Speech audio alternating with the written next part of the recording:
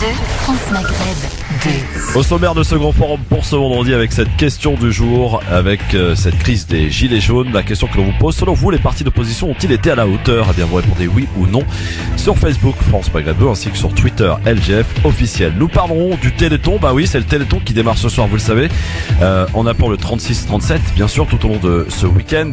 Et nous en parlerons avec un avis tranché signé Besma Maghrebi sur les maladies rares. D'ailleurs, une marche, on peut malheureusement le regretter, une marche sur les maladies rares a été annulée hier. Sans oublier les autres faits marquants de l'actualité que nous passerons en revue avec aujourd'hui un beau plateau, puisque Tarek Mami sera avec nous, Besma Maghrebi ainsi que Mehdi Chebaiki, notre Lyonnais. À tout de suite. LGF, le grand forum, merci d'être avec nous en direct jusque 18h en ce vendredi. Nous sommes le 7 décembre et il paraît que nous sommes à la veille d'un samedi noir à Paris avec aujourd'hui un plateau... C'est la veille de Noël? Non, pas vraiment, non. Enfin, c'est un Noël un peu jaune. Noël jaune. Non. Monsieur Mami, bonjour. Bonjour cher Christophe, bonjour à toutes, bonjour à tous. Bonjour monsieur Mehdi Chebaiki, notre Lyonnais préféré. Bonjour à tous nos auditeurs et bonjour à toute l'équipe. Et une revenante, ça fait longtemps et ça fait plaisir de la voir. Bonjour maître Maghrebi. Bonjour Christophe et bonjour à tous les auditeurs. Elle a enlevé sa robe d'avocate pour quelques heures. Justement, on a besoin d'avocats par les temps qui courent. Entre le Eric Drouet qui se fait perquisitionner et qui là, il va trouver donc comment on appelle ça, une information ouverte. Donc on se promène à France Maghreb 2, on sait jamais. Hein. On sait jamais. On ne se déplace qu'avec Ma robe n'est jamais très loin. Voilà. Elle est toujours à côté. On ne se déplace qu'avec nos avocats comme les Américains. Et d'ailleurs, puisque vous parlez d'Éric Drouet, depuis qu'il a été perquisitionné, il appelle plus à aller sur l'Élysée maintenant. Il appelle à bloquer le périphérique demain matin. C'est un peu plus loin de l'Élysée, il a raison. Voilà, c'est ça. Vous avez remarqué, on est obligé de prendre le périph' pour aller à l'Élysée, hein, de toute façon. Donc, voilà, ça peut commencer par là. Bon, alors, évidemment, cette question que l'on vous pose parce que après 3 semaines et demie de comment on peut appeler ça d'ailleurs, de ce mouvement, jacquerie qui se continue. Oui, mouvement des gilets jaunes. De révolte. De révolte, voilà. On parle de révolte, d'insurrection, on parle de plein de colère. Des mots qui viennent. Colère, révolte. Moi, je préfère toujours jacquerie depuis le premier jour et ça ne change pas. Oui. La jacquerie, bien que ce soit pas un grand Jacques qui l'amène, mais bon. Oui, c'est clair. Alors, ceci étant la question que l'on vous pose, parce que dans cette crise, il y a eu des partis d'opposition. Alors, vous les connaissez, la France Insoumise notamment, le RN. Il y a eu Dupont-Aignan aussi avec son parti, les LR un petit peu. Et la question que l'on vous pose, est-ce que vous pensez que les partis d'opposition ont été à la hauteur dans cette crise? Parce que c'est bien de dénoncer, c'est important, mais il faut aussi proposer. Et là, moi, je trouve, en tout cas, à titre personnel, que ça a été vraiment assez vide, ça a été creux, il n'y a rien eu au niveau proposition. J'aime bien dire par exemple, voilà, ça c'est pas bien, mais alors il faudrait faire de cette manière-là. Ils n'ont été malheureusement que d'essayer de récupérer, d'infiltrer ce mouvement sans y être arrivé. Et finalement, quand on regarde tout cela de manière assez objective, c'est que personne n'a rien gagné dans cette histoire et tout le monde a perdu, y compris ceux qui vont manifester peut-être, je ne sais pas. Demain, on en reparlera en détail. Alors, première question, Tarek, est-ce que vous pensez que les mouvements, les partis d'opposition, alors ceux qu'on entend le plus, on va dire, c'est la FI et le RN, est-ce qu'ils ont été à la hauteur dans cette crise? Alors, Christophe, si être à la hauteur, c'est être dans son rôle de l'opposition, c'est-à-dire contester et proposer, non. Ouais. Si c'est être dans le rôle du négatif, de contester, protester et inciter les autres à aller continuer à faire la grève parce que M. Mélenchon notamment espérait faire descendre 1 million de personnes dans la rue à Paris pour contester. La première fois c'était la loi travail et la deuxième la SNCF. Et j'allais dire, excusez-moi l'expression, chères auditrices, chers auditeurs, on dirait que M. Mélenchon aujourd'hui a une espèce de jouissance par procuration amenée par les gilets jaunes. Ouais. Ah bah oui, parce qu'il a l'impression qu'ils reprennent ce qu'il dit depuis le début. Alors, par contre, c'est vrai, parce qu'on a détaillé sur les 40 mesures ou 42 mesures, 40% des mesures proposées viennent des programmes de FI. Oui. Ça, c'est une réalité. Oui. Mehdi, est-ce qu'à Lyon, on est un peu sur la même lignée? Est-ce que les partis politiques ont été à la hauteur dans cette crise? À la hauteur de leur réputation, certainement. À la hauteur de la situation, sûrement pas. Une fois de plus, on se rend compte qu'on a une classe politique, mais alors complètement dépassée par l'époque, par l'instant, par les événements. On a des gens comme, on va y aller rapidement, Dupont-Aignan qui passe à la télé pour faire des bons mots. Il y a Mélenchon qui se prend pour Jean Jaurès. Hollande, responsable en chef de la Macronie actuelle, qui ose donner son avis, revenir à la télé pour donner son avis. On a Le Pen, qui plus elle se tait, elle dit pas grand-chose, la mère Le Pen. Plus elle se tait, plus elle grimpe. Et Wauquiez, son bullshit médiatique, qui nous en fait encore, comme il l'avait dit devant l'école de commerce. Mais moi, j'aimerais juste insister sur quelque chose, c'est que je m'attendais à rien de la part d'une opposition dont on connaît le niveau, dont on le connaissait avant la situation des Gilets jaunes. Par contre, moi, ce qui me choque le plus, c'est le niveau du journalisme mainstream en France. C'est incroyable. Plus que l'opposition. Comment ? Vous allez être servi à 17h. Oui, parce que Tarek nous a préparé un avis tranché justement sur le journalisme. Très bien, parce que quand on a des journalistes qui continuent à inviter des Wauquiez alors qu'on sait qu'il a dit que c'est du bullshit médiatique, qui ment en disant qu'il n'a jamais porté de gilet jaune. Ah ouais, alors ça là, elle est pas mal. Celle-là, elle est pas mal, quand même. La journaliste en face de lui. Le problème, c'est que la journaliste, lui, qui le dit, c'est une chose. Mais comme disait Coluche, c'est que les journaux le reprennent. Et la journaliste en face de lui qui ne dit rien. Lorsqu'on a Barbier qui vient à la télé de proposer d'enlever la taxe sur la télé parce que c'est le loisir des gilets jaunes. Lorsque sur CNews, on invite des racistes notoires. Qui viennent dire devant les Français le plus normalement du monde que les frères musulmans infiltrent les gilets jaunes, et qu'on envoie encore des reporters stagiaires sous les pierres et sous les gaz, entre les pierres des manifestants et les gaz, des reporters qui ne connaissent pas le boulot parce que ça se voit que c'est des petits jeunes qui doivent être payés à la pige. Où en est le journalisme français ? C'est la question que je me pose. Eh bien, on tentera d'y répondre, ou plutôt Tarek Mami tentera d'y répondre tout à l'heure, mon cher Mehdi. Et avec Besma Maghrebi, d'ailleurs, on parlera du Téléthon, parce qu'on n'oublie pas le Téléthon.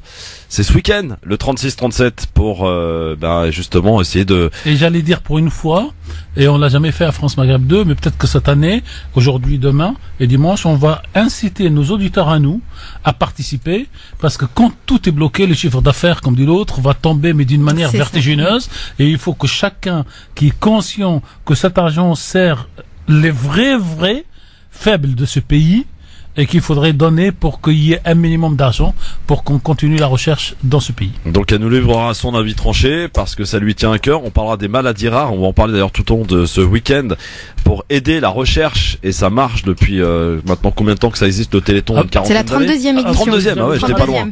À Mideuil, c'est plus de 20 ans. Oui, 32e, voilà. 32e. Dommage qu'il y ait des manifestations qui ont été qui n'ont pas été possibles, en tout cas demain, notamment place de la Concorde. Beaucoup de journalistes ou de pseudo-journalistes ont demandé aux Gilets jaunes de suspendre, comme dirait le Premier ministre, M. Philippe, la manifestation de ce samedi et dimanche pour permettre au Téléthon de bien marcher. Et ils ont fait comme M. Philippe, ils ont refusé d'annuler et de suspendre. Alors, vos appels, évidemment, 01 40 33 9000. Je vous livre tout de suite les résultats de notre sondage du jour, à savoir est-ce que les partis d'opposition ont été à la hauteur. Eh bien, c'est très catégorique sur Facebook, puisque vous êtes 92% à nous dire non.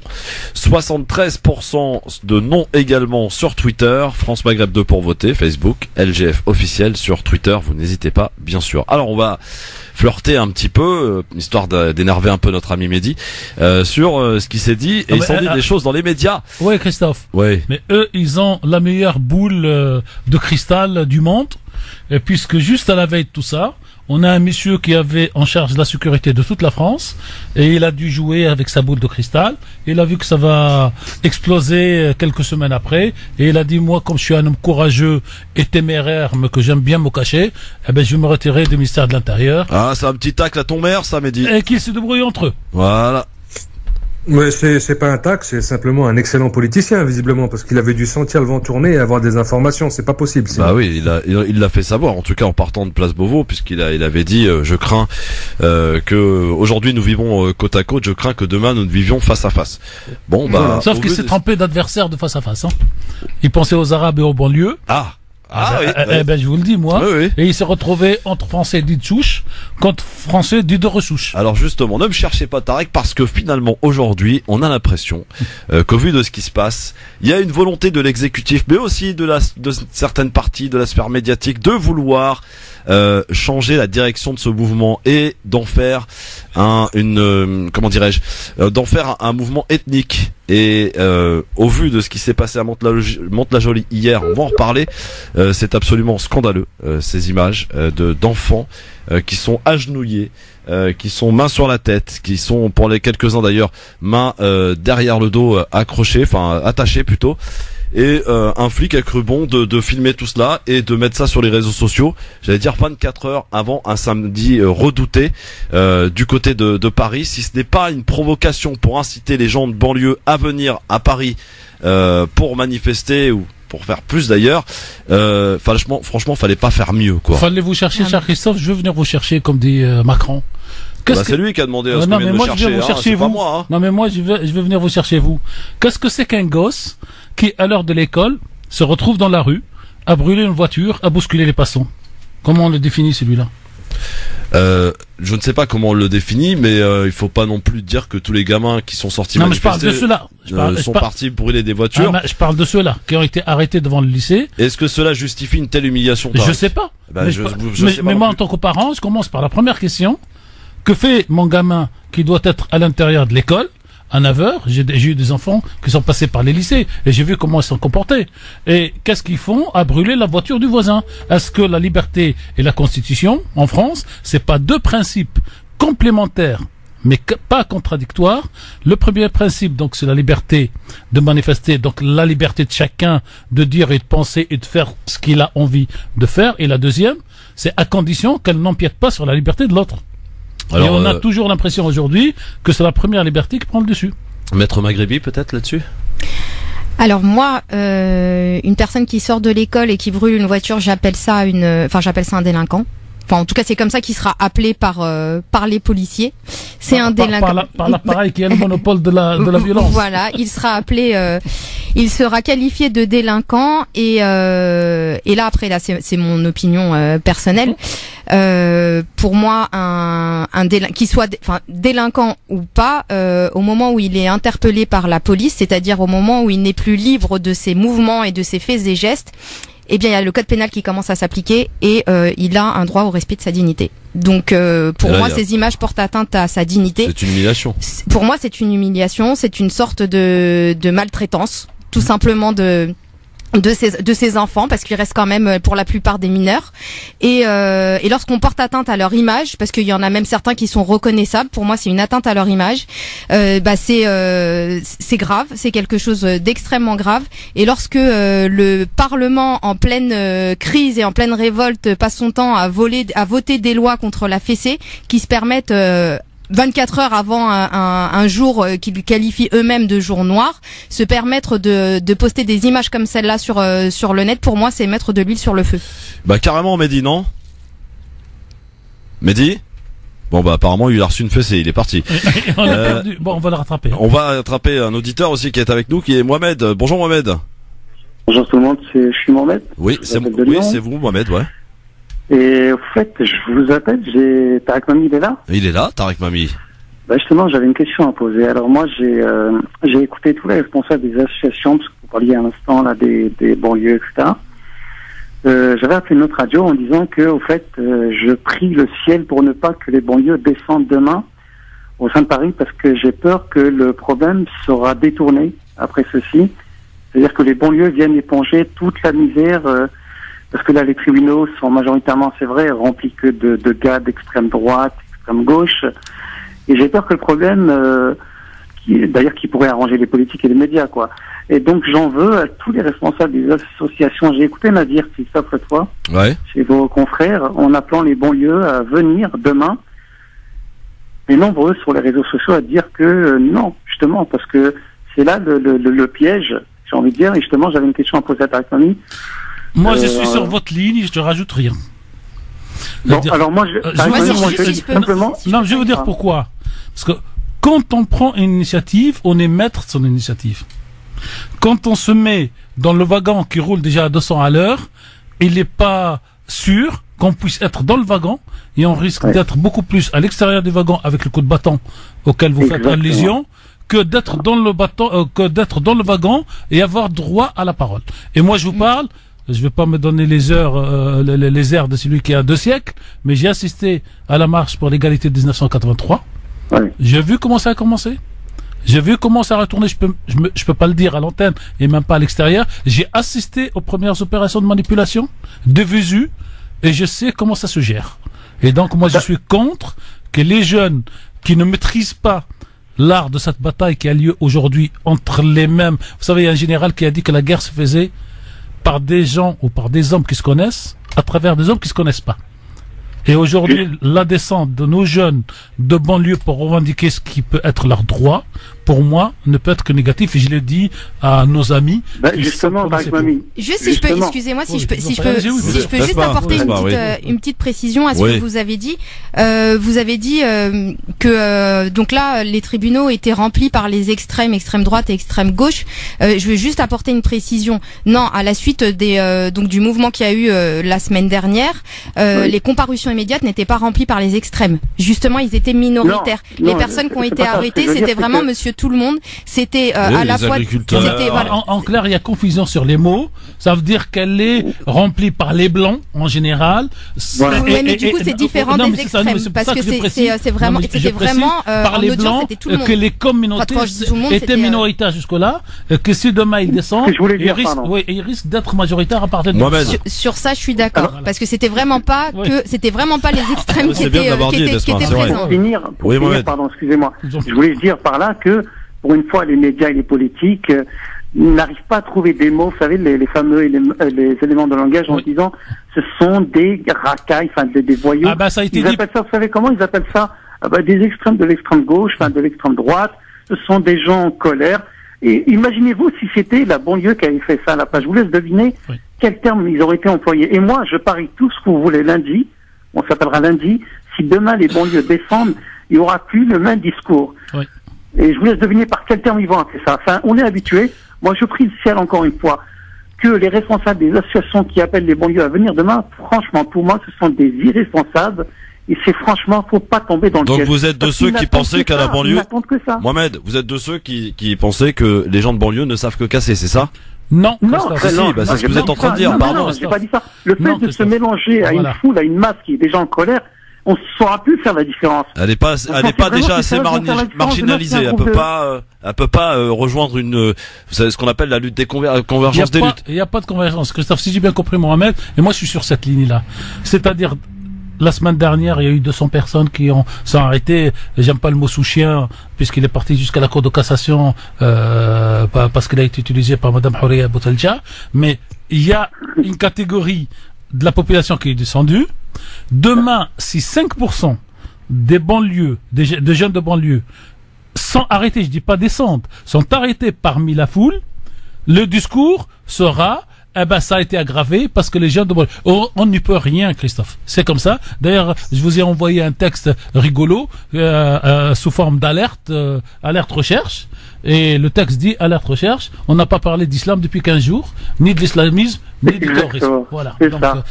C'est ça que je voulais dire. Mehdi, votre confrère lyonnais est avec nous aussi. Alors, est-ce que les banlieues doivent descendre, Mehdi, là, demain?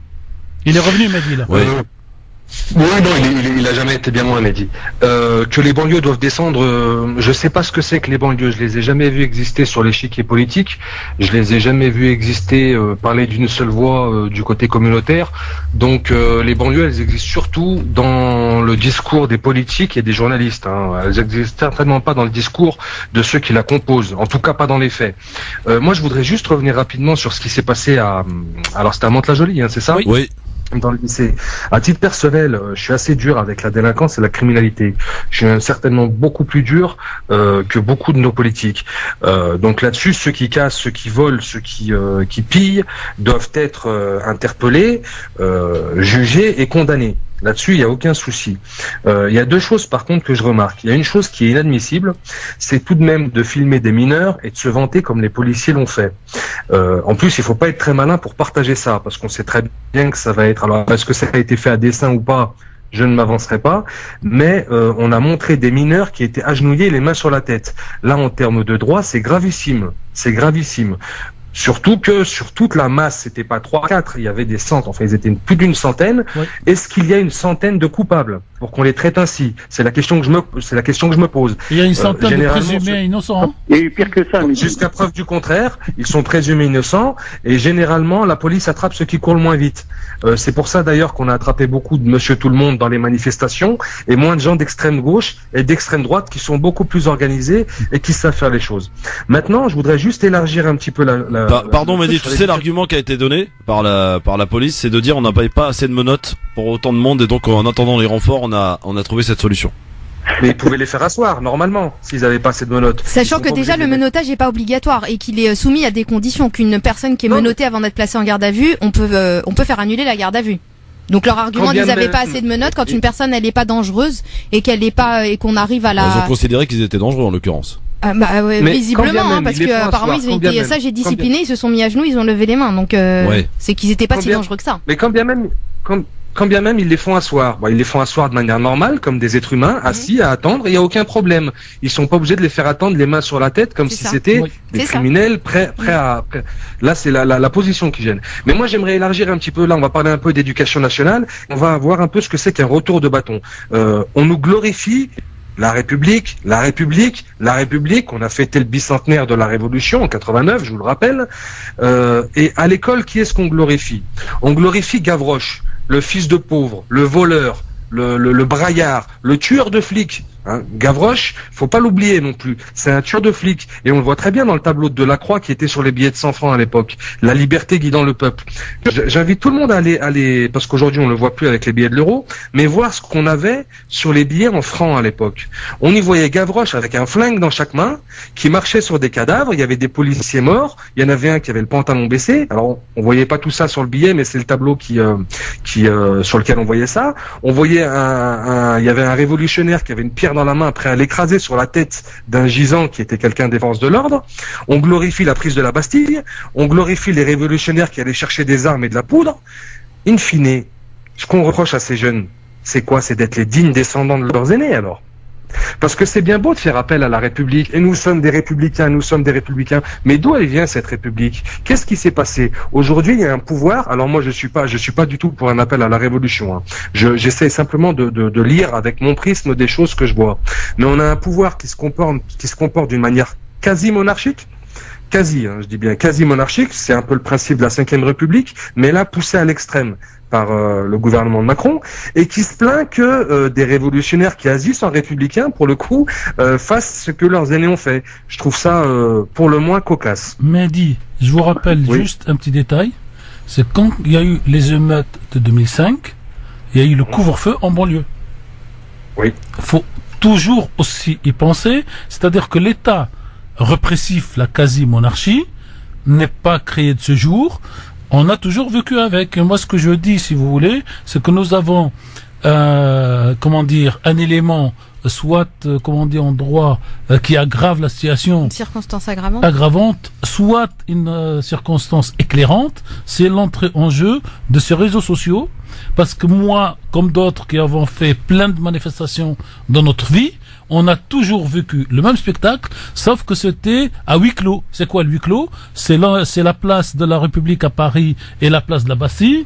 Les manifestants d'un côté, les CRS de l'autre. Et à 19h, 21h, c'est terminé. On lit une ligne dans la presse et c'est terminé. Aujourd'hui. Ouais, mais les temps ont changé, Tarek. Non, mais c'est ce que je dis, cher Christophe. C'est pour ça que je dis, est-ce que c'est une circonstance aggravante ou éclairante? Est-ce que c'est positif? Est-ce que c'est négatif? Aujourd'hui, vous restez chez vous, dans un petit village dans la France profonde, comme dirait Monsieur Bérégovoy, et vous voyez ce qui se passe sans avoir à vous déplacer. Oui, complètement. Et donc, voire même mieux d'ailleurs que ceux qui sont sur place des fois. Voilà. Et donc c'est ce côté, si vous voulez, émotion, qui peut-être est une bonne chose, qui oblige les gens à réfléchir parce qu'ils voient les choses qu'ils ne voyaient pas avant. Et donc de l'émotion peut-être sortira la raison. Bon, allez, dans un instant, on se fait un petit rapide coup d'œil du côté du zapping de ce qui s'est dit. Ils sont dit des choses, mais alors c'est un truc de fou depuis 24 heures, depuis même 3 semaines, on va dire. On parle que des gilets jaunes. Et moi j'adore monsieur Wauquiez, monsieur Pelletier, et tous et monsieur Jacob d'ailleurs, le président du groupe LR à l'Assemblée nationale, qui étaient tous debout comme un seul homme derrière monsieur Fillon. Avec la décision, il est élu aujourd'hui. Un mois après, on augmente la TVA de 2 points. Et qui viennent aujourd'hui expliquer que les taxes c'est pas bien. C'est clair. Ah, oui. Non, c'est clair. Oui, non, j'avoue là. J'avoue. Oui. Là, vous avez marqué un bon point. Allez, dans un instant, à suivre un petit zapping et puis donc vrai. l'avis tranché de Tarek Mami qui va certainement nous parler, très certainement donc du journalisme dans cette affaire. À tout de suite. France Maghreb 2, France Maghreb 2. LGF, le grand forum avec la question que l'on vous pose aujourd'hui, et je vous rappelle d'ailleurs à laquelle vous pouvez participer, voter sur Facebook France Maghreb 2 ainsi que sur Twitter LGF officiel. Et oui, Twitter, vous savez, mon cher Tarek, maintenant, ça a remplacé les dépêches AFP, hein, d'ailleurs, puisque nos amis journalistes. Ah, c'est complètement. Alors, je peux vous dire ça diffuse les dépêches AFP. Ouais, non, maintenant, ce qui se passe, c'est sur Twitter, c'est en instantané. Ouais. Même les attentats ont été déclarés sur Twitter avant même que les chaînes d'infos commencent à en parler. C'est incroyable. Les dépêches AFP, ils sont quand même. Hein. Ouais, bien sûr, mais bon, voilà, c'est pour vous dire que maintenant, avec les vidéos et les réseaux sociaux, c'est de l'instantané, comme vous disiez tout à l'heure. On peut être chez soi demain, d'ailleurs, c'est ce qui va être notre cas pour la plupart de nous tous, à l'exception de Audrey qui va envoyer sur le terrain et qui vous fera d'ailleurs des petites vidéos, ainsi que Nasser Lajili. Il faut bien qu'il y en ait une et un qui sacrifie. Voilà. Hein. Exactement. Et on a pris toutes les précautions d'usage, bien entendu. Mais nous, on sera chez nous, n'est-ce pas, Mehdi? On va regarder ce qui va se passer et on regardera notamment sur Twitter, Facebook, mais surtout sur Twitter. Bon, alors justement, on va en parler de cet aspect. Et je pense que Mehdi et un certain nombre d'auditrices et d'auditeurs qui vont écouter attentivement cet avis tranché signé Tarek Bami pour ensuite nous en parler et nous dire si vous êtes d'accord ou pas avec lui au 01 40 33 9000. Jingle, c'est parti, avis tranché. 5, 4,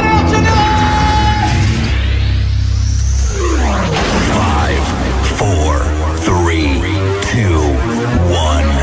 0. Si l'on fait quoi que ce soit, c'est la mise à pied. Alors piétinez-moi, allez-y. Utile de rappeler le titre, mon cher Tarek, de cet avis tranché. La mono-actualité, nouvelle reine de l'actualité et du buzz. On vous écoute. Depuis l'éruption dans nos médias télévisuels, de la télé-réalité, de la télé dite d'information continue, d'abord avec CNN aux États-Unis, puis Al Jazeera dans le monde arabe, puis les chaînes françaises dites d'information continue. Il y en a au moins 5, donc je vous laisse les énumérer in petto. La conception de l'information et de l'actualité ont changé de définition et de sens tel que nous l'apprenions, nous, dans les écoles de journalisme, car je ne sais pas comment ça se passe aujourd'hui, mais il va falloir que je m'inscrive dans un cycle de formation continue pour mettre mon logiciel de journaliste à jour. La nouvelle définition de l'information de l'actualité doit respecter des règles précises pour assurer la notoriété de l'homme clone, comme on disait jadis, remplacé un temps par un journaliste, lui-même remplacé aujourd'hui par l'animateur, souvent ancien animateur d'émissions de foot, de faits divers ou de téléachat, car il faut avoir beaucoup de bagou qui correspond à la nouvelle norme du journalisme. Maintenant, il faut connaître et apprendre par cœur les étapes de la réussite du journaliste animateur officiellement ou animateur journaliste, si vous préférez en réalité. Commencez par chasser les actualités et les informations, ainsi que les dépêches. Elles inondent trop les téléscripteurs et les écrans. Gardez une information, une seule, et faites-la tourner pendant 24 heures, 24 heures sur 24 heures. Chassez toutes les autres informations et actualités. Elles encombrent l'espace et ne servent à rien. Partez du principe que les citoyens téléspectateurs ont tous des cervelles de moineaux et sont donc incapables d'assimiler et d'infuser plus d'une seule information par jour. Pour donner le change et faire genre pluralité, diversité des opinions, respect de la liberté d'expression, donner la parole à plusieurs intervenants censés défendre des points de vue différents, mais comme vous ne connaissez et ne côtoyez que les gens de votre milieu social, culturel, intellectuel et surtout financier, vous êtes toujours entre copains, collègues et connaissances, et quelques rencontres, et votre carnet d'adresses est pauvrement monocolore. Donc, commencez par regarder les autres chaînes d'information de télévision dites toujours continues, et comme vous connaissez les animateurs sur les autres chaînes, eh bien, vous les appelez à tour de rôle et vous leur proposer à chacun le mercato du siècle. Vous leur dites, et je vous donne la formule, je te propose et je te passe mon carnet d'adresses, tu me passes le tien, et je t'envoie un logiciel pour effacer les doublons. Et au passage, pour faire celui qui a un carnet d'adresses bien rempli, par la fameuse diversité dite française, tu leur fourgues les derniers contacts que tu viens de récupérer avant même de les avoir invités, rencontrés ou mis à l'antenne. L'étape suivante est encore plus simple. Tu crées 2 carnets d'adresses, l'un public que tu fourgues à tous les collègues, l'autre privé que tu gardes jalousement pour toi. Car dans ce métier, on doit être généreux en parole, mais pas généreux en actes. Pour le tri, entre annuaire privé et public, c'est simple. Tu regardes les audiences des concurrents dans la tranche de ton émission que Médiamétrie te fournit, quart d'heure par quart d'heure. Et tu ne gardes que ceux qui font le plus d'audience, c'est-à-dire en langage vulgaire, ceux qui clashent, qui balancent les punchlines, et qui font du buzz derrière. Pour assurer que ton audience tient la route face aux autres, fais un tour du côté du nouveau nabab de la communication que sont devenus les réseaux sociaux.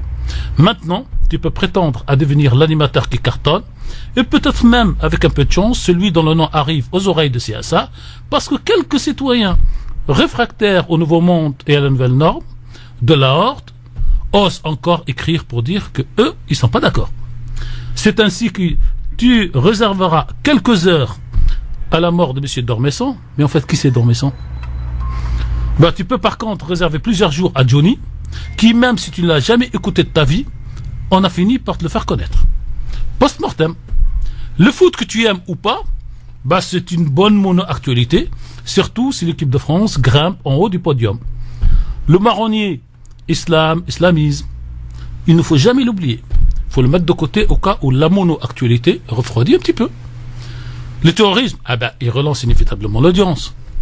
Les gilets jaunes, tu peux ne pas en parler 48 heures sur 24, mais tu peux donner la parole à tous ceux qui étaient pour toutes les augmentations, notamment de la TVA il y a quelques mois, qui voulaient dégraisser le mammouth des fonctionnaires et qui sont aujourd'hui contre toutes les augmentations. Tu peux aussi donner la parole à tous ceux qui étaient pour les augmentations sociales et pour la diminution des impôts. C'est avec tout ça, tu mettras toujours les téléspectateurs de ton côté pour gonfler ton audience, et tant pis pour les informations et pour les actualités. Je n'irai pas, pour terminer, jusqu'à dire que tu peux mettre un gilet jaune quand tu es à l'antenne, mais tu as quand même le droit de dire tout et son contraire, et dire à la 10e phrase de ton intervention une phrase qui contredit la première. Alors je vous dis au revoir les actualités, bonjour la mono-actualité. Merci Tarek. Tiens Mehdi alors. Il a résumé. Alors, il nous a fait un mode d'emploi du journalisme d'aujourd'hui. Un mode d'emploi, c'est aux petits oignons. J'ai adoré la vie tranchée de Tarek. Parfait. Besma. Génial. Oui. Génial, vraiment. Je suis d'accord avec tout ce que vous venez de dire. Tout est très bien résumé. C'est les règles du journalisme qui ne sont pas respectées pour au profit du buzz, et il faut chasser les informations. Bémol, pardon. C'est vrai, vous avez fait un constat en fait, Tarek. C'est plus qu'une dénonciation des choses, parce qu'on a l'impression finalement quand vous lisez votre papier que vous regrettez la manière dont on pratiquait à l'époque. Oui. C'est ça. C'est oui. Que vous êtes en même temps dans le constat, mais un peu nostalgique de la manière dont travaillaient les journalistes de l'époque. Les journalistes de la vieille machine dépêche qui arrivait avec les papiers qui sortaient. Oui, sauf qu'avant, quand les journalistes, les vrais, recevaient les dépêches, ils les lisaient et comptaient un petit peu sur leur propre culture pour confronter l'information et la développer pour la donner aux téléspectateurs, à l'auditeur. Aujourd'hui, on s'en fout de la dépêche. On s'en fout de l'information. Ce qu'il faut faire, c'est comment maintenir en haleine, comme dans un film policier, le téléspectateur ou l'auditeur pour qu'il reste là et que le lendemain, on se fait féliciter par le patron de presse. D'abord parce qu'on a fait de l'audience, et j'ai pas voulu le dire, l'audience aujourd'hui c'est de l'argent, c'est de la publicité. Et derrière, j'ai pas osé l'écrire non plus. Avant, on disait donnez-leur des femmes, des jeux et de l'alcool. Vous gardez la politique. Aujourd'hui, donnez-leur la télévision d'information continue et gardez la politique. Oui, ça marche. Alors que quand même, les réseaux sociaux pourraient être utilisés pour permettre de faire circuler encore plus d'informations et les bonnes informations. Au lieu d'utiliser les réseaux sociaux pour faire circuler une information qu'ils vont garder 48 heures sur 24. Alors, moi, je vous embrasse sur la tête. Parce que mon préféré pour les réseaux sociaux, c'est Umberto Eco, qui a écrit le livre et le film Au nom de la rose, et qui dit, avant de mourir, dans un café, il y avait toujours un mec plus ou moins dérangé qui, au bout de 2 verres, commence à délirer. Mais en face de lui, il y avait toujours un sage qui lui dit arrête.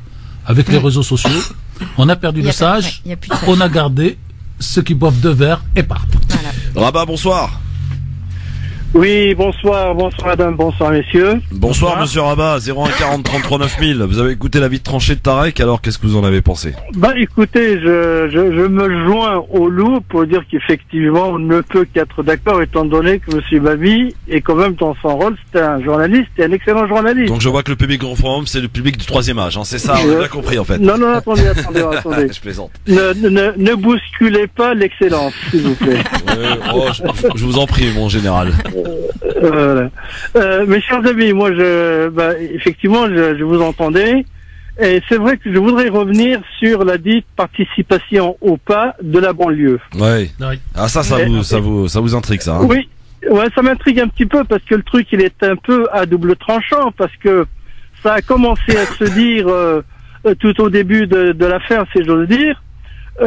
Certains disaient que voilà, et c'est vrai aussi que la banlieue, elle souffre aussi du pouvoir d'achat et et du problème qui est en cours. Ne pas y aller, on nous le reprochera. Y aller, oui, mais pourquoi sommes-nous uniquement que des casseurs? On peut avoir aussi une autre recommandation et dire, écoutez les gars, si vous voulez y aller, allez-y, mais allez-y dignement et faites comme les autres. Parce qu'autrement, ça se retournera, on dira, bah oui, vous piaillez, mais quand il s'agit aussi de ce genre de choses dont vous vous plaignez à longueur de temps et à longueur d'année, on vous voit pas.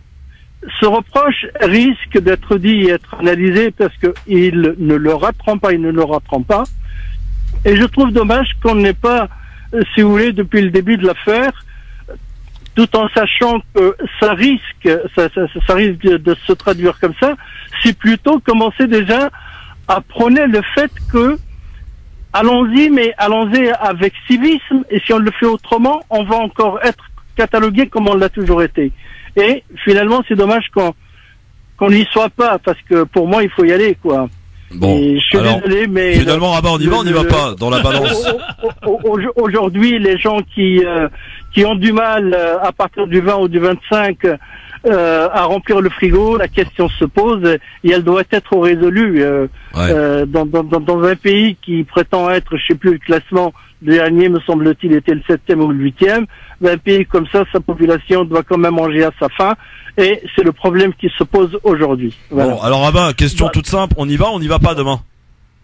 Bah écoutez, moi j'irai de la manière la plus digne. Ouais.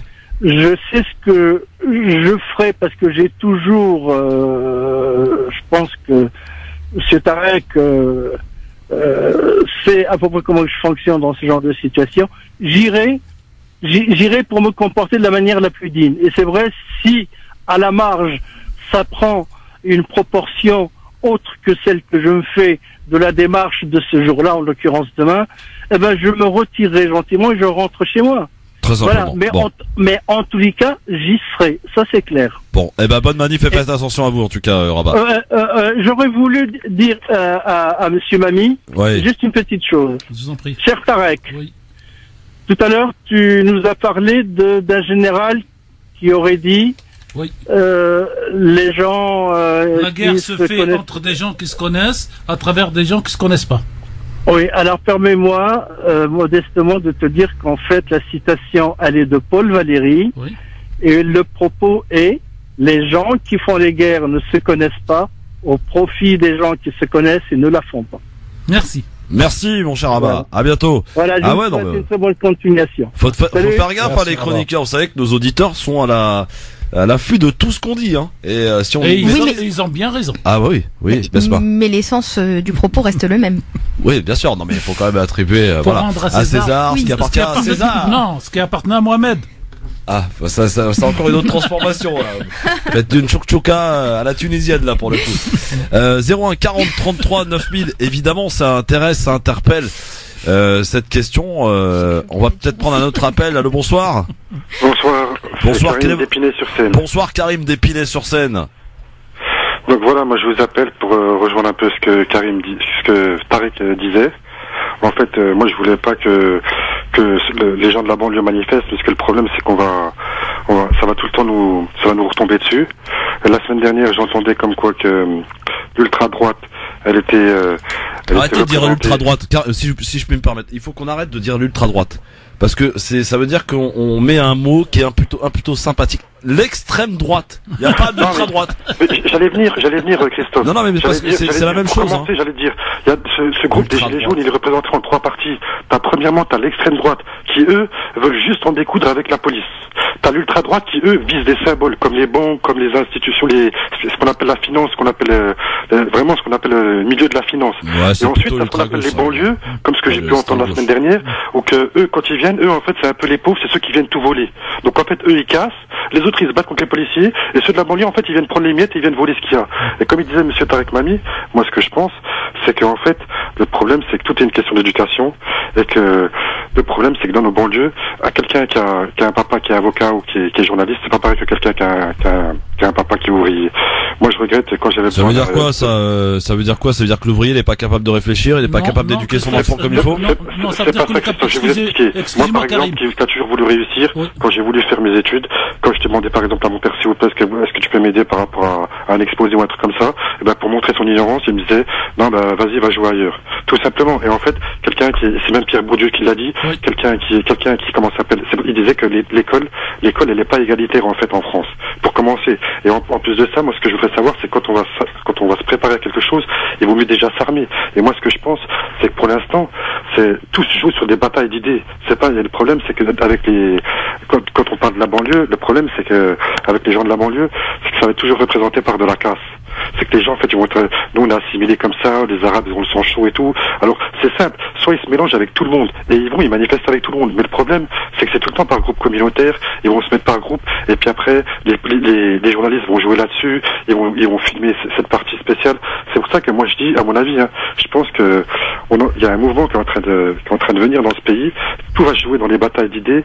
Et moi, ce que je pense, c'est que si on s'arme bien avec des personnes comme Tarek Mami, comme ceux que vous invitez dans le grand forum, Nadir Kaya, ou alors Yasser Louati, ou alors il y a quand même pas mal de personnes qui sont quand même assez intelligentes. Je sais pas si vous connaissez comme Driss Aberkan, qui est spécialiste en géopolitique. Comme il y a aussi Inès Safi, je pense qu'il y a des grandes représentantes qui commencent à bouger dans ce pays.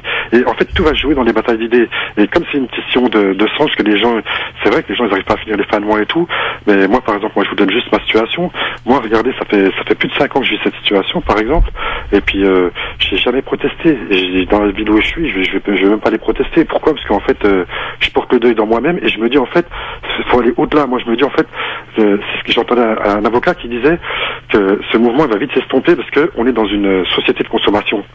Les fêtes de Noël, ils arrivent, et puis je sais pas combien de temps ça va durer, mais le problème, c'est que tant que les gens ils feront pas un boycott général, parce que vous savez très bien que ceux qui gouvernent le monde, c'est les 200 multinationales avec les banques et tout, et le problème, c'est que c'est même Warren Buffett qui l'a dit, on est en train de faire une lutte des classes, et c'est la mienne qui est en train de gagner, c'est pas normal que ma secrétaire, elle paye moins d'impôts que moi. Donc c'est pour ça, en fait, c'est que moi je me dis, en fait, tant qu'il n'y aura pas un boycott généralisé, et puis qu'on s'organise pas, et qu'il y ait vraiment une organisation, et en fait, on a encore vraiment de la marche à faire, et c'est pour ça que moi, à mon sens, après c'est mon humble avis, moi je pense qu'à mon avis, les banlieues après, j'apprécie un peu la solidarité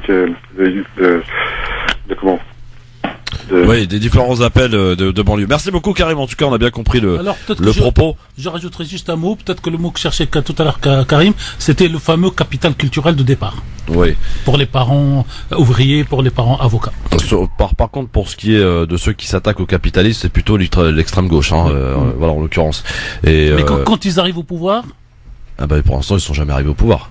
Lesquels? L'extrême gauche. C'est pas au pouvoir, tous les lambertistes qui tous les lambertistes. La Grèce. Non mais. À la Grèce, oui. Non mais même en dehors de la Grèce, en France, tous les anciens lambertistes, c'est-à-dire l'extrême gauche, finissent par entrer au Parti socialiste, par être ministre et par faire la même politique que les autres. Donc ça, c'est du discours, cher Christophe. Et heureusement d'ailleurs qu'il y a les idées et le discours, parce que la réalité, elle ramène tout le monde au centre. Et je vous pose la question directement. Oui, Mehdi, pardon. Oui, non, juste Finkielkraut, Cohn-Bendit, Jospin, Bray, tout ça, c'est l'extrême gauche. Hein. Oui, à la base, faut l'avoir à l'idée. C'est les lambertistes, tous à la base. Voilà, faut l'avoir à l'idée. C'est tous ces gens-là. Bah alors si on prend Jospin sur le point de vue économique, c'est plutôt pas mal. Hein. Oui, mais il était à l'extrême gauche, il était contre le capitalisme. Ouais, mais et il a fait un capitalisme doux. Entre 1997 et 2002, l'économie s'est bien portée en France. La meilleure période depuis les 30 glorieuses. Voilà.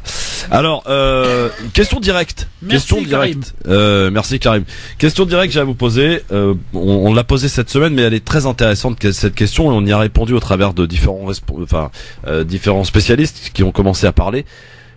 Cette affaire des gilets jaunes, quelle qu'en soit l'issue, laissera forcément des traces et certains s'accordent à dire qu'aujourd'hui le quinquennat d'Emmanuel Macron est terminé. Est-ce que vous êtes de ceux-là, Tarek? Moi, je suis de ceux qui regardent le match de foot. Oui. Et qui, à la 90e minute, il y a une équipe qui gagne à 1-0. Ah, mais là, il s'est pris un bel uppercut. Non, mais attendez. Un double carton jaune. Si vous me posez la question, c'est pour que je puisse répondre. Ouais. Et qu'à la 92e minute, parce qu'il y a 3 minutes de plus, l'équipe qui perdait à la 90e,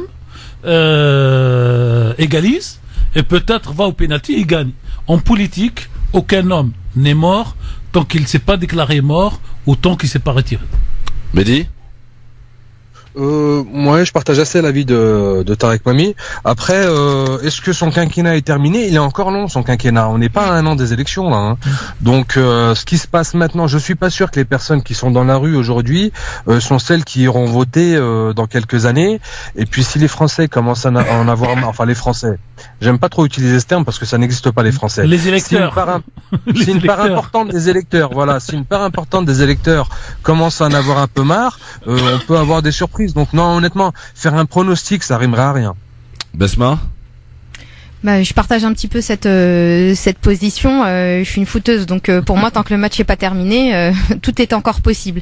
Je pense surtout que ce qui se passe avec les gilets jaunes en ce moment, ça a dû lui mettre une bonne claque et qu'il va finir par se réveiller. En tout cas, du moins, je l'espère pour le reste de son quinquennat parce qu'on est encore au début. Hein. Heureusement pour lui qu'il a enlevé la fessée là, par la loi. Bah oui, parce que donc, là, il a mis une belle fessée à Édouard Philippe, vous trouvez pas, non? Oui, il a reçu sa fessée, donc c'est peut-être terminé, oui. Parce que Édouard Philippe parle le mercredi après-midi, il est contredit le soir par un communiqué. Alors, mais en même temps, heureusement, parce que non, mais il y a autre chose. Parce que c'était important. C'est-à-dire, moi, ce que je peux rapprocher dans mon avis tranché à la presse, c'est la longue phrase de Philippe dont on a pris le premier mot. Philippe, Premier ministre, dit, et écoutez bien. J'allais dire c'est comme la polygamie dans l'islam, moi, parce que je l'apprends celle-là et j'adore. Je suspends. Vous adorez quoi, la polygamie Non, les interprétations qu'on peut faire d'un texte. Je suspends pendant 6 mois et je mets en place des négociations. Oui. Et si je trouve pas les bonnes solutions, j'en tire les conséquences. Oui. Et en politique, tirer les conséquences, c'est annuler. Et donc, apparemment, les débats qui s'est passé avec le président, c'est qu'il a dit, chaque fois qu'on dit ça, on dit une entourloupe. Ils veulent le mot annulé. C'est ça. On écrit annulé. Donc, en gros, il n'y a pas de la confusion entre les deux. Il y a la sémantique classique de Philippe. On suspend, si ça marche pas, on fait de la conséquence. Et l'autre dit, bon, on tourne plus. Ces gens veulent mot annulé. C'est ça, parce qu'il y a un moment où il faut, c'est entièrement ça. Il y a un moment, je crois que les gens ont besoin qu'on leur parle simplement et qu'on leur dise les choses telles qu'elles sont et qu'on vulgarise un petit peu les propos. Ce qui les a pas empêchés de continuer à dire on fait quand même, on a pris annulé, mais on continue. Oui, ils disent annulé, mais faut préciser que c'est pour l'année 2019. Hein. Non, mais on va vous faire un truc annulé. Non, mais Christophe. C'est annulé. Non, mais c'est annulé jusqu'à l'année 2020. Et en 2020, on recommence. Voilà, c'est ça. Donc c'est pas vraiment annulé, quoi. Hein, c'est un moratoire un peu plus long que prévu. C'est ça. À tout de suite. On va changer un peu de sujet. Ça va faire du bien, tiens. Avec Mehdi, on va parler d'écologie et on va parler du Téléthon 3637. C'est le numéro de téléphone à composer tout au long de ce week-end. France Maghreb 2, France Maghreb 2. Décidément, il y a des choses qu'on prépare et ça se passe jamais comme on l'a prévu. Hein. C'est un peu ça le grand forum et le principe, c'est le principe du direct. On aime ça d'ailleurs. Et c'est l'actualité. Et c'est l'actualité, effectivement. Avant de retrouver et de parler d'écologie avec Mehdi Chebaiki, notre Lyonnais, dans un instant, on va accueillir et de parler du Téléthon avec Maître Maghrebi. Kamel qui est avec nous. Salut Kamel. Oui, bonsoir Christophe, bonsoir Tarek, bonsoir à tous les invités et auditeurs d'ici. Écoute, moi j'écoutais tout à l'heure, j'ai beaucoup apprécié l'intervention de Rabat, parce que je crois que finalement, alors je le dis très franchement, moi je fais partie de ceux qui appellent à venir. Et alors j'en suis en plus organisateur. Je voudrais vous dire, les sans étiquettes, nous, ça fait trois samedis, enfin ça va faire le 3e samedi qu'on est place de la République, à 14h, place de la République, on a rencontré beaucoup de gens, etc. Et pour moi, les gilets jaunes, c'est un peu l'ADN de ce que nous, on avait monté il y a 7 ans, c'est-à-dire les sans étiquettes. Ok? Alors, moi, je fais pas partie de ceux qui vont laisser la place à des mouvements extrémistes, etc. Je crois qu'on a une place à jouer. J'ai posé la question, et Tarek, tu connais les combats qu'on a menés il y a un certain nombre d'années, etc., pour restituer une parole confisquée. C'est pas aujourd'hui qu'on va s'écraser. Je crois qu'on a une place à prendre dans la société. Nous sommes dans cette société des citoyens comme les autres, et se poser des questions, de savoir si on doit y aller ou pas, etc., d'être la caution parce qu'on a peur d'être taxé de ceci ou cela. Je crois qu'il faut arrêter avec ça. Il faut prendre en main notre destin. Donc il y a des grands bouleversements et de grandes turbulences qui sont dans la société. Eh bien nous, on doit être là-dedans aussi. Comme nos parents ont su le faire à une époque, je crois que c'est très important que nous puissions jouer notre rôle. C'est pour ça que j'invite, moi, tous ceux qui nous écoutent à être demain, place de la République, à 14h. Je voulais le dire très rapidement, mais c'est très important de le dire. La question, c'est est-ce qu'on est le wagon qui tire le mouvement comme on a essayé toujours de le faire, ou est-ce qu'on est la remorque qui vient derrière un mouvement pour essayer de s'y accrocher? Moi, c'est la seule question qui m'intéresse. Eh ben, écoute, très sincèrement, moi, je suis intervenu dans un ou deux médias, là, etc., etc. Écoute, nous faisons partie de cette résistance, mon cher Tarek. Oui. Nous sommes des résistants au même titre que les autres. Alors, c'est où on est résistant, où on est collabo, comme j'ai su le dire. Ouais, mais résistant dans votre coin, pardonnez-moi. Moi, je prends la résistance comme nos parents ont su le faire à une époque. Il y a une résistance à l'oppression, à la précarité, mais a-t-on besoin d'attendre le mouvement des Gilets jaunes pour le faire? Comment? A-t-on besoin d'attendre les Gilets jaunes pour le faire? Non, c'est ça ma question, entre le wagon de tête et la remorque qui vient derrière. Mais tu sais très bien que les Gilets jaunes, c'est finalement des gens, il y a un déclencheur qui s'est produit dans la société. Moi, je peux te dire que finalement, je suis Gilets jaunes depuis très longtemps, au travers de ce petit collectif qu'on a créé qui s'appelle les Sans Étiquettes. Aujourd'hui, ça se traduit par ça. Eh bien, j'ai une place à prendre là-dedans en disant, oui, vous avez raison, il faut revendiquer tout ça. Il faut effectivement aller chercher, et je ne laisse pas la place à l'extrême gauche ou à l'extrême droite. Non. Jamais de la vie, je suis un républicain, un démocrate, mais Kamel, on y va, tous ensemble. Pardon de te dire, moi je veux bien, je vous entends tous à faire des appels. Mais vous faites des appels dans votre coin, ça rime à quoi? Soit vous y allez vraiment, ou soit vous y allez pas du tout, mais pourquoi rester dans son coin? Avant on chantait tous ensemble, maintenant c'est chacun tout seul. C'est, oui, non, c'est pas ça, c'est de savoir que les journées sont courtes et tout ça, t'arrêtes. C'est 24 heures, les gens travaillent, etc. On a une vie, c'est que faisons-nous chacun dans son coin, chacun doit amener sa pierre à quelque chose. Moi, à partir du moment où il y a une énergie, où les gens vont prendre le téléphone, appeler un ministère, etc. Il y a ceux qui peuvent descendre dans la rue, lever le poing comme moi je sais le faire, et il y a ceux qui peuvent téléphoner, etc. Je crois que chacun a quelque chose à faire, et nous devons le faire. C'est le message que moi, je tiens à faire passer, et c'est très important. Si vous me permettez, juste Kamel, et je vous dis au revoir, l'ancien gauchiste vous dit que là où vous allez pour vous accrocher, vous n'avez pas votre place parce que les autres chantent. Quand vous allez arriver par exemple à Place d'Opéra ou du côté des Champs-Élysées, on est chez nous, on est entre vous. Et vous allez leur dire, nous aussi on l'est. Et puis vous pouvez toujours le dire. La de la République, ça fait 2 samedis. Oui, tout à fait. Non, mais c'est bien d'être place de la République. On a accueilli la marche de nous tous, etc. Oui. Merci. Merci Kamel. Voilà. Ok, merci. Alors, demain, place de la République. Oui, on a bien compris. Tu nous as passé sans étiquette 4 ou 5 fois, si on n'a pas compris. C'est normal, c'est comme ça que ça marche. Voilà. Lui aussi, il fait de la politique à sa manière. Hein. Je peux me permettre sur une chose? Oui, vas-y. Rapidement, je salue l'énergie et les convictions de Kamel. Hein. C'est ce qui manque à beaucoup de personnes de notre communauté. Je suis vraiment content qu'il y ait des gens qui soient à ce niveau d'envie et d'énergie. Oui. Par contre, là où je n'arrive pas à suivre en fait, c'est que aller dans une dispersion, enfin dans une manifestation en ordre dispersé, c'est être invisible et pouvoir être la proie des médias par la suite. Moi, j'aimerais bien justement qu'il y ait une unité, un drapeau commun et qu'une manifestation soit investie par les gens de la banlieue avec une organisation, un encadrement et des mots d'ordre, quelque chose de structuré. Là, je serais le premier à défiler et je le dis avec franchise. Hein. Oui. Mais aller m'intégrer à un mouvement disparate, alors que mes questions ne seront pas écoutées et ne seront pas entendues, j'ai un peu de mal. Je te rejoins, mais alors vraiment à 1000% même. Je vais même en rajouter une couche et une louche, sans citer personne. ici, dans notre radio et parmi les chroniqueurs, les amis, ceux qui passent et passent pas, on a 2 mouvements ou 3 mouvements et on ne trouve jamais rien de mieux que se tirer les pattes les uns les autres parce que chacun estime que lui, il a pour lui la légitimité. Ils ont parié sur votre division. Oh non, sur la légitimité. La légitimité appartient à tous quand ils sont ensemble. Exactement. Et la légitimité ne peut pas appartenir à un seul clan, surtout quand c'est contre notre clan. Mehdi, tu as la parole, tu vas la garder. J'avoue que on a tous été intrigués par le titre de ton avis tranché, hein, à commencer par Besma qui a joué à la devinette, mais qui visiblement on n'a pas trouvé. J'espère que Christophe vous nous avez trouvé. Là, c'est la danse des canards. Bah je ne sais pas. En tout cas, le canard, le lapin, je ne sais quoi. En tout cas, c'est parti, l'avis tranché de Mehdi Chebaiki. 5, 4,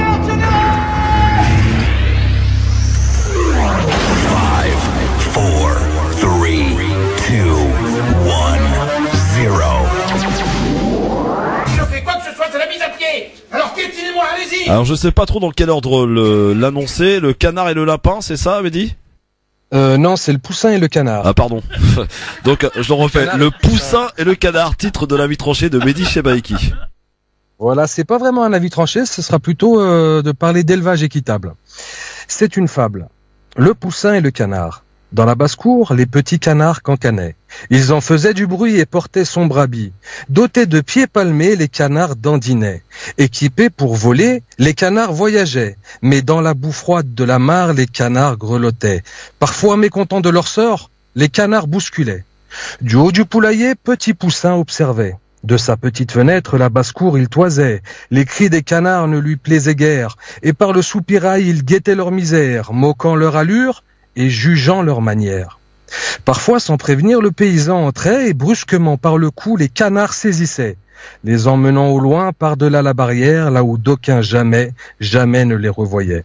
Poussin maugrait que le fermier a tardé, cela fait belle lurette qu'il aurait dû les mener.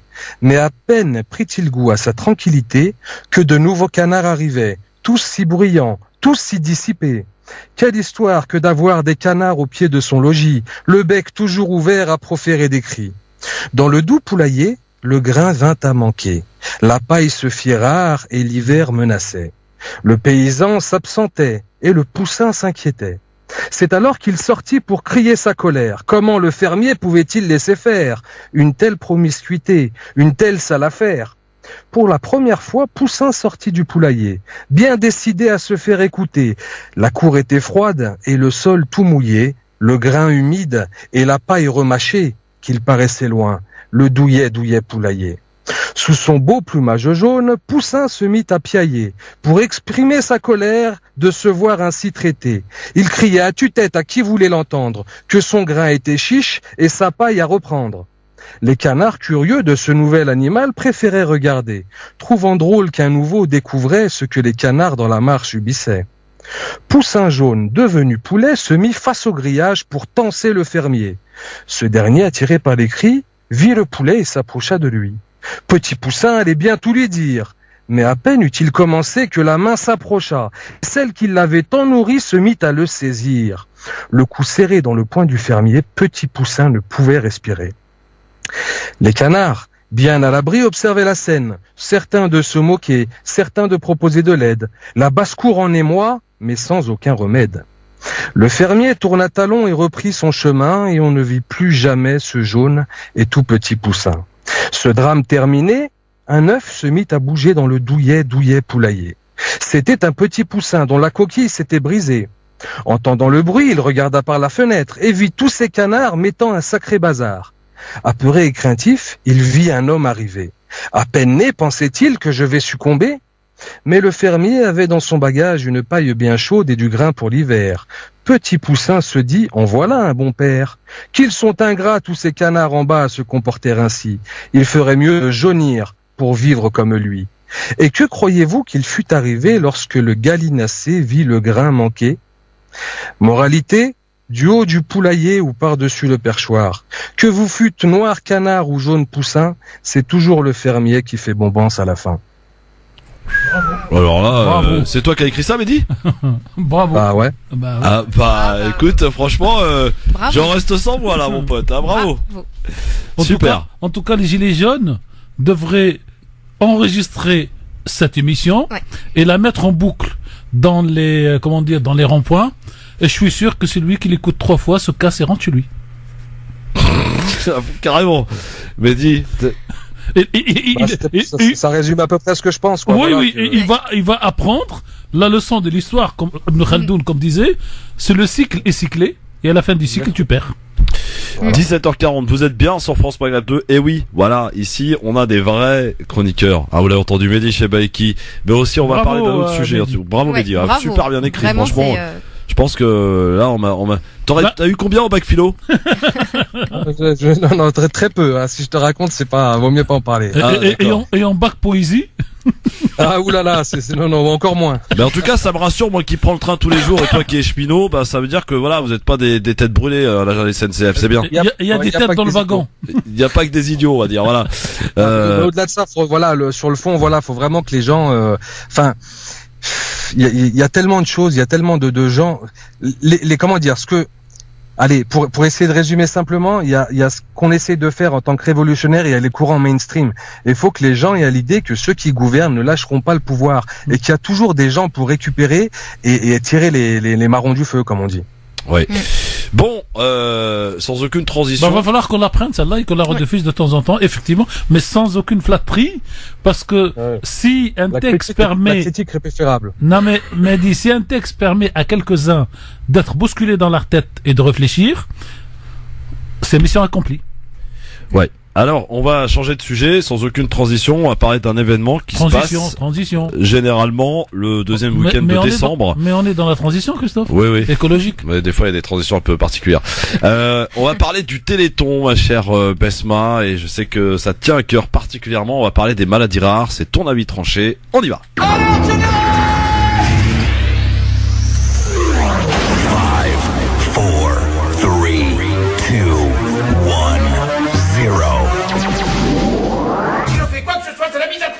Alors piétinez-moi, allez-y. En tout cas, il y a un numéro à composer et à connaître tout au long de ce week-end et au-delà même, le 36-37, Besma. Oui, absolument. Donc comme tu l'as dit, et puis comme tu l'as dit, surtout c'est sans transition, donc ça va être assez étrange de parler d'un thème totalement différent. C'est ce qui fait l'ADN de l'émission. Donc oui, comme vous le savez tous, il y a le Téléthon qui démarre. Le Téléthon, c'est le 36-37 c'est un numéro qu'il faut composer pour pouvoir aider au financement de la recherche pour les personnes qui sont atteintes de maladies rares. C'est un week-end qui est extrêmement important parce que c'est hélas un petit peu le seul week-end où on pense aux personnes qui sont atteintes de maladies rares. On a les journées de la femme, on a plusieurs journées qui sont mises en place et on a le week-end des personnes atteintes de maladies rares et c'est ce week-end qui arrive en même temps que ce week-end annoncé comme étant noir. Donc j'ai pas encore commencé mon avis tranché, Christophe, mais là je vais le commencer. J'étais obligée de faire cette petite introduction parce que comme je disais, donc oui, les maladies rares, c'est 2 jours dans l'année où on va en parler. Et moi, je m'interrogeais de savoir quelle était la place des malades invisibles. Quelle est la place des malades invisibles dans notre système de santé? Quelle est la place des malades invisibles dans notre système juridique, mais aussi dans notre système politique? Quelle est la place de ces malades invisibles? Pourquoi est-ce qu'on a besoin de renouveler le Téléthon année après année depuis 32 ans et de mettre en place des marches pour les maladies rares si ils n'étaient pas invisibles justement? Donc, je vais vous lire un texte que j'ai écrit en 2004. Et j'ai été assez triste en le relisant de me rendre compte que en 2018, il est toujours d'actualité. Et du coup, je m'interroge et je me demande jusqu'à quand ce texte va être d'actualité. Je trouve ça assez triste, mais c'est une réalité qu'on ne peut pas laisser encore sous silence. Généralement, donc je vous lis le texte qui a été écrit en 2004 et un texte dans lequel on se met dans la peau d'un malade rare. Généralement, lorsqu'on est malade, on a le sentiment qu'une fois qu'on va être pris en charge par un médecin ou un établissement de santé, plus rien de grave ne peut nous arriver. On est rassuré, on se sent protégé, on imagine que les médecins sont des héros qui mettront tout en œuvre pour nous soigner et nous sauver. Évidemment, on est le meilleur système de santé au monde. Mais lorsqu'on est confronté à l'impossibilité de soigner, ou lorsque le médecin se retrouve face à cette impossibilité de soigner, parce qu'il n'arrive pas à établir le bon diagnostic, eh bien hélas, au lieu de continuer à propager autour d'eux cette flamme d'espoir qui nous permet de croire en eux, ils nous laissent repartir dans le monde avec le sentiment que la seule prise en charge dont nous ayons réellement besoin, ce soit une prise en charge psychologique. Il brise alors la relation de confiance qui était établie. Seulement le problème est que cette confiance n'est pas uniquement brisée face au monde, pas face aux médecins et à l'équipe médicale qui a échoué, mais aussi face à l'ensemble du corps médical en général. Les médecins ont du mal à admettre qu'ils ne puissent pas établir le diagnostic, étant donné qu'ils sont censés avoir le savoir. Un médecin a le savoir et les compétences. Mais aujourd'hui, les choses paraissent différentes.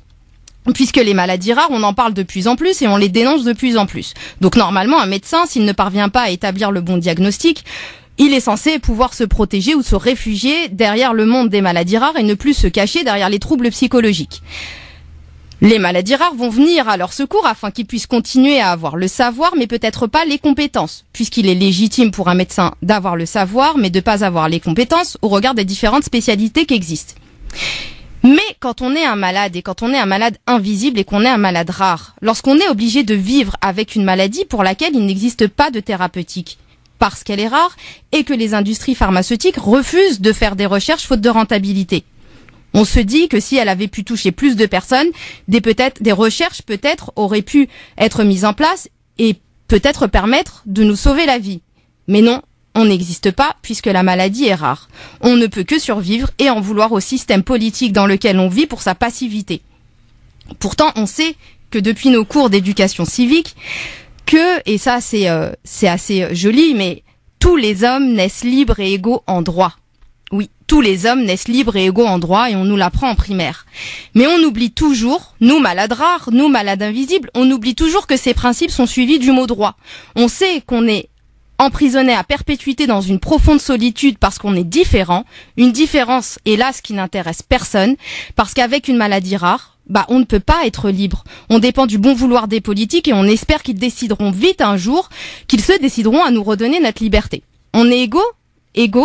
Comment peut-on être égaux lorsqu'on n'existe pas? Cependant, ces certitudes, même si elles permettent d'affirmer juridiquement que nos droits ne sont peut-être pas violés, puisque le raisonnement du droit s'inverse, je vais essayer d'être assez simple. Il faut vérifier que le respect de tous les éléments constitutifs d'un droit ou d'une obligation sont respectés pour pouvoir dire qu'une personne atteinte de maladie rare voit ses droits violés. Mais un jour, j'ai un professeur qui m'a dit: le vécu est une chose et le droit en est une autre. Donc, faut redescendre sur terre. Il faut arrêter de dire que les personnes atteintes de maladies rares ne voient pas leurs droits respectés, que le système politique les oublie, que le système médical est défaillant.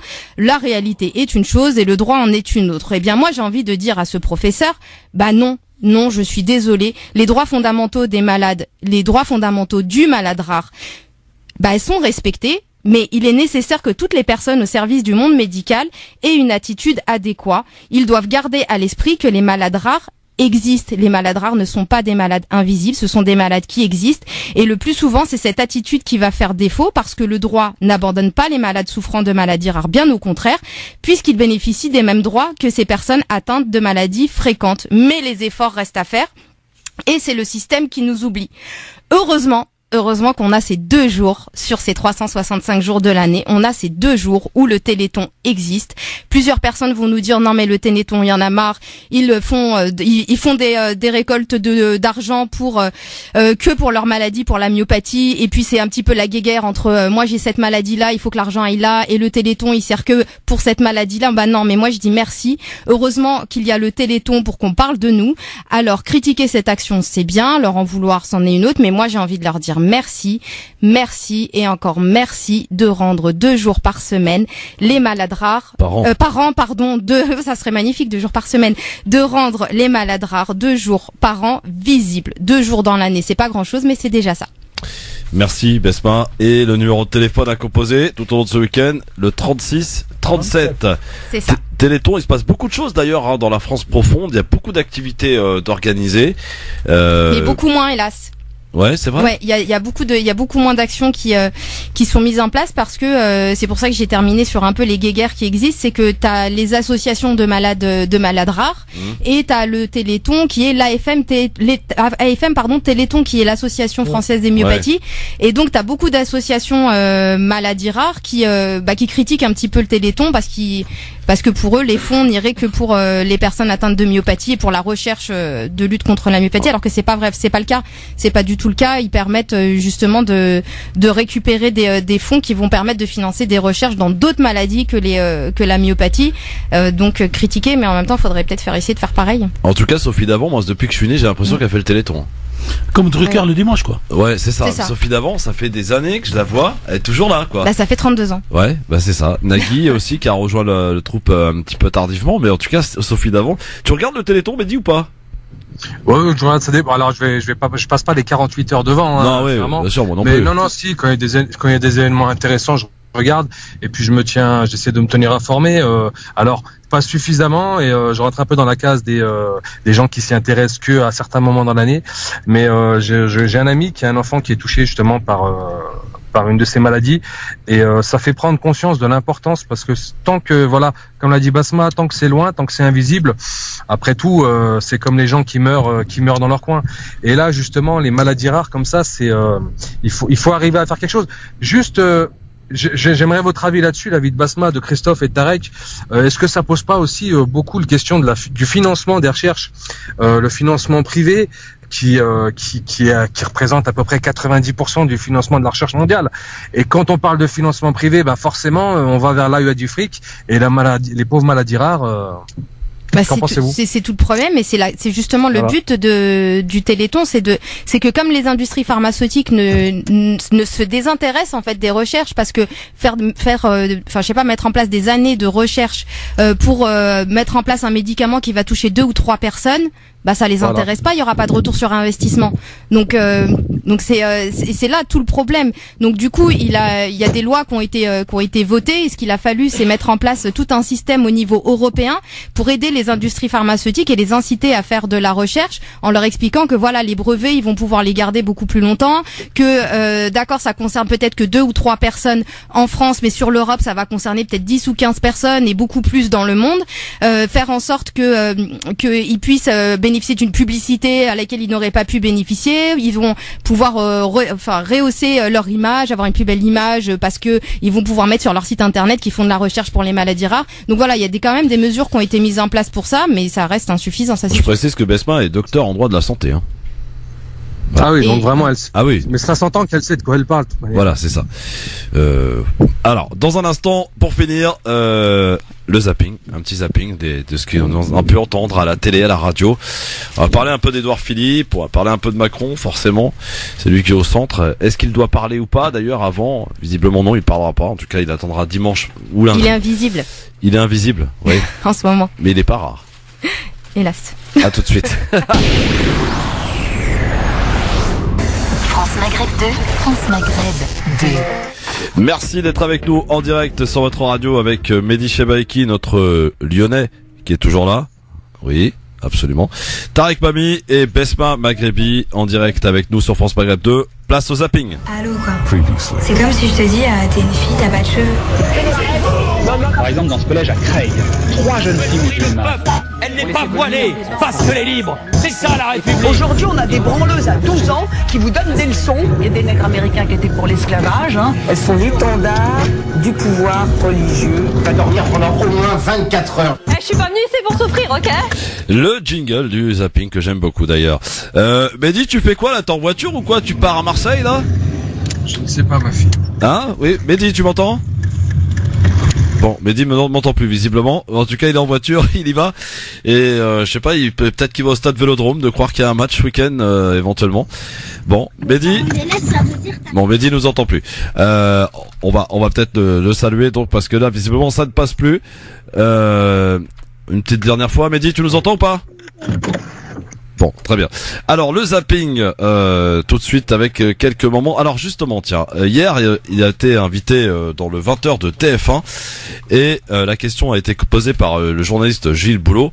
Est-ce qu'il y a eu cacophonie puisque mercredi après-midi vous dites une chose, vous êtes contredit le soir par Emmanuel Macron? Réponse d'Édouard Philippe. Une cacophonie, Monsieur Boulot. Cette taxe n'est pas dans le budget 2019. Elle est annulée. Point. Mais il a été question jusqu'à avant-hier qu'elle ne le soit pas. Cette taxe n'est pas dans le budget 2019. Voilà, il s'en est tiré comme ça. Cacophonie ou pas, Tarek, ça ressemble quand même un peu à un travail d'amateur là pour le coup. Enfin, c'est pas la première fois que ça arrive d'ailleurs. Pour moi, c'est pas un problème de cacophonie, c'est un problème de communication. c'est-à-dire que on rappelle juste que Philippe c'était un des numéros 1 pied droit, main droite de Juppé, et que Juppé c'est plutôt droit dans ses bottes. Et donc les éléments de langage qu'il utilise, sont ceux d'un vieil classique de la politique, alors que Macron, qui lui a cassé toutes les normes dans tous les sens, il sait que ce mouvement veut écouter le mot annulation, et il dit tournons pas. Et d'ailleurs il dit à De Rogis, il lui dit il ne faut pas que les gens comprennent ou pensent que c'est une entourloupe. Donc ils veulent annuler, dites annuler, on n'en parle plus, et le communiqué, il y a annulé. Alors, Nicole Belloubet, la ministre de la Justice, tiens, ta ministre, Besma. Oui, alors Besma, apparemment, il y a une nouvelle loi qui a été votée après je me tais sur je dirais pas la confusion, mais c'est le rassemblement de différents tribunaux. Voté avant-hier, je sais pas si vous avez l'information. Oui, non, mais ça a été voté il y a 2 jours. Voilà, et je sais pas ce que ça va donner dans l'avenir, mais apparemment, on va avoir encore une contraction des tribunaux et un ramassage des questions. En fait, c'est pour éviter que les citoyens français aillent aux tribunaux et créer des espèces de, je sais même pas comment on va les appeler, de comités de conciliation au niveau locaux. Alors, ta ministre, ma chère Besma. Mais juste sur ce point-là. Oui. On manifeste le 12 décembre. Ah bon? Gilet de quelle couleur? Robe noire. Mais voilà, contre les mesures justement qui ont été... Tu peux demander à Mehdi, ils ont l'habitude de manifester à des cheminots, ils font que ça. Et ils ont sorti les gilets Vuitton. Ouais. Oui, j'ai vu. Mehdi, c'est quelle couleur vos gilets, vous, à la SNCF? Rouge et jaune. Rouge et jaune, d'accord. Alors Nicole Belloubet, elle prévient un petit peu d'ailleurs, c'est un petit peu le même son de cloche que l'on entend au sein de l'exécutif depuis à peu près 24 heures par rapport à la manif de demain. De vrais risques de violence, et c'est la raison pour laquelle il y a un appel à la vigilance et un appel à ne pas forcément se rendre à Paris. Carrément, on ne vient pas à Paris pour Nicole Belloubet. Et puis écoutez, la maire de Paris, Anne Hidalgo, également, on rajoute une couche. Rehausser le niveau de sécurité, permettre aux Parisiens, aux Parisiennes de pouvoir vivre leur ville, ne pas voir la ville saccagée. C'est évidemment sa crainte, comme beaucoup d'ailleurs, Anne Hidalgo. Et puis également le ministre de l'Intérieur, Christophe Castaner, qui en appelle lui à la responsabilité. Voilà la responsabilité. Que les responsables politiques de ce pays comprennent qu'on ne peut pas laisser ces factieux continuer à menacer la République, vouloir tuer des femmes, des hommes qui au fond incarnent la République parce qu'ils sont policiers. Alors moi ça m'inquiète quand j'entends de la part du ministre, mais aussi de la part du Premier ministre qui parle de mort en parlant de la journée de demain. Je trouve ça de l'inconscience à l'état pur. Je sais pas ce que vous en pensez, Tarek.